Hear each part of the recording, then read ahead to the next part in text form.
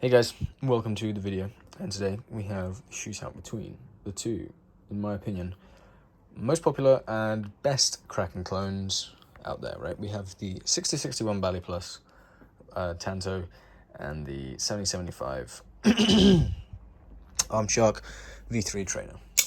And we're just going to kind of compare the two and see why should you buy either one of these, right? Because they are different. Even though obviously they're trying to emulate the same knife, they are both quite nice and very different in their own ways. Okay, we're gonna just start with a tolerance check. See, I've tuned this now.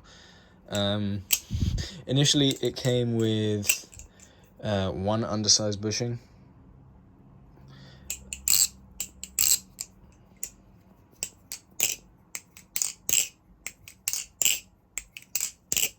One undersized bushing, but it does come with extra bushings, and both of them were oversized, and so that's the nice part about this. So I guess if you know how to tune, this will be a pretty solid purchase, because I mean they're not too difficult to tune. It's a standard bushing system. This is also a standard bushing system. Oh my word, I have given this a little bit of a. I wanted to see inside, and oh my word, the tolerances in here are ridiculous.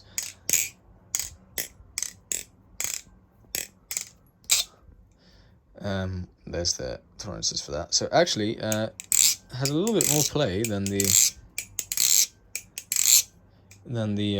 Bally Plus one. So, and I think just from that, if you want something that sounds and looks and feels kind of like the real deal, I mean, the Arm Shark is kind of what you're gonna want to go for, right?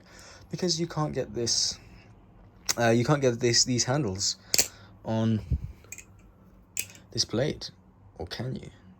Also, ignore that I'm using the Arm Shark by handle marker here. I just can't be bothered to look at the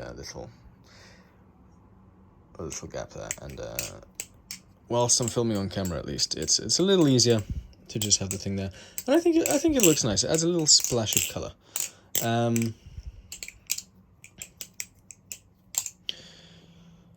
What was I going to say?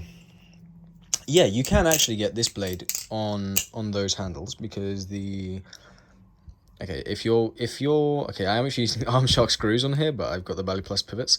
If your bushings are perfectly circular and they are like slightly, like the inner diameter is a little wider, you can fit the Arm Shark pivots in here. Sadly, I could only get them in one, and I'd feel a bit weirder having black front, one black at the back. To me, it would just be a little strange, so I kept the black at the back and the black at the front and the silver on the back. Because I want to just T10, so I just have one bit for all my values except for the Tsunami.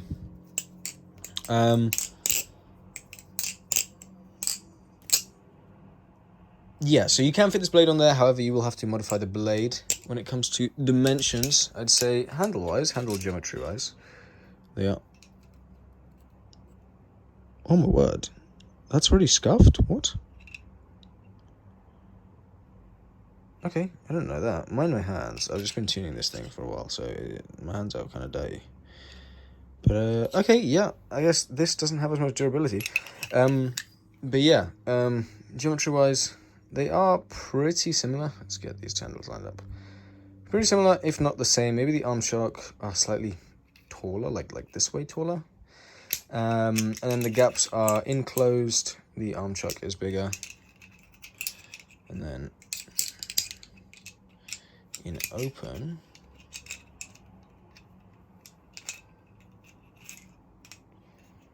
it's quite fiddly to do. In open, I believe they are... Oh no, the Arm Shark is also bigger. Very slightly though. I think the difference is less in the open position. Obviously the Arm Shark looks nicer. They are the same height, by the way. I mean, I can kind of show you the blades. They end in the same place, and so there is that. When it comes to balance, I mean, this thing flips. Handle biased. It's handle biased. There's not loads of tip weight. It fans pretty solidly for something that is handle biased, but not amazing. Other than that, I mean, Chaplin's super sticky. Rollovers, also amazing. and this feels incredible in the hand. And yeah, I mean, this is pretty great. And so, and obviously this obviously wins the sound. And then when it comes to this is more neutral, which is really nice. It fans incredibly well. This is also handle bias, but a lot less so. Woo! Okay. Yeah, this is also a lot less handle bias, and you know what? The shape is the same in the hands, but it doesn't feel the same because of the polish on the Arm Shark one. And obviously, it doesn't sound quite as good, but that is remediable. I mean, to be fair, no, this sounds honestly pretty nice for the price you pay for this. This is also cheaper than the other one. You know, it's pretty damn solid, and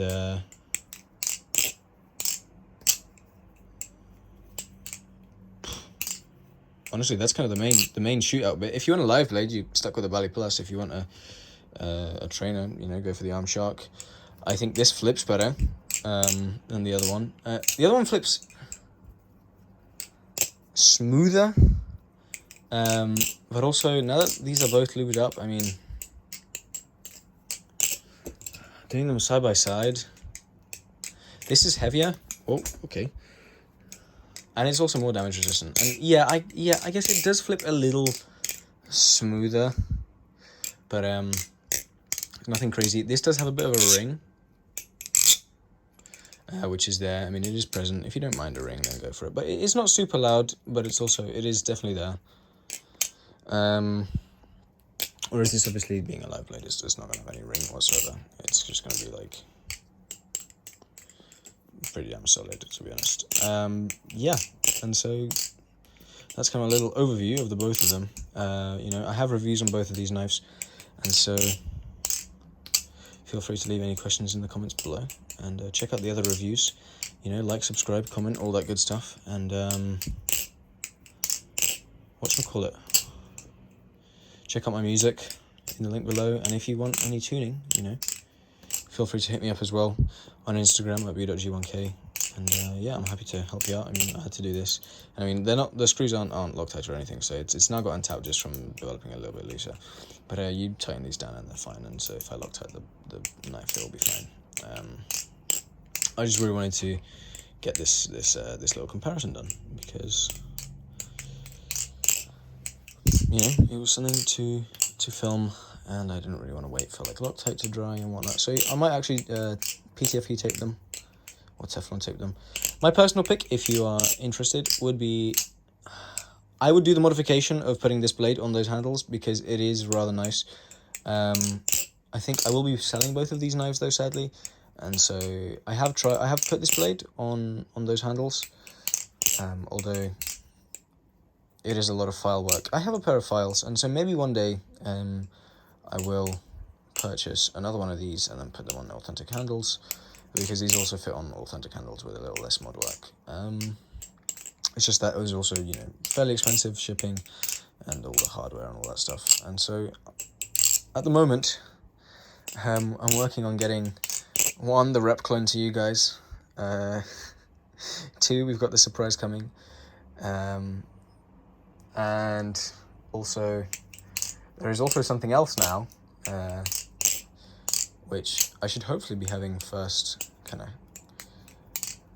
I should be, like, you know, the place to go to on YouTube for, if you want to see Arm Shark rep content, and some other things as well. I'm trying to really cover knives that I'm interested in, that really don't have a lot of coverage yet, and even some of the new knives that look really interesting, such as the Arm Shark rep. Because I think that thing looks amazing. Apparently the G10 is really good. I need some more titanium knives rather than just my one at the moment. Actually, no, I have two, my bad. I'm sorry, Monarch V2. Yeah, I need more titanium knives that I flip regularly. But yeah, that's just kind of out of that. I don't know how this has become an extra, like, 3 minutes or something. But yeah, if you want to know what I think, I prefer this, how this flips, to that. This is cheaper than that. This feels much better and is a much better build. So if you can, get both of them and modify it. If you can't, you know, it depends. Do you want a knife or do you want a trainer? You can take this places. You can't really take that places, at least where I live. So yeah, anyways, peace guys, take care.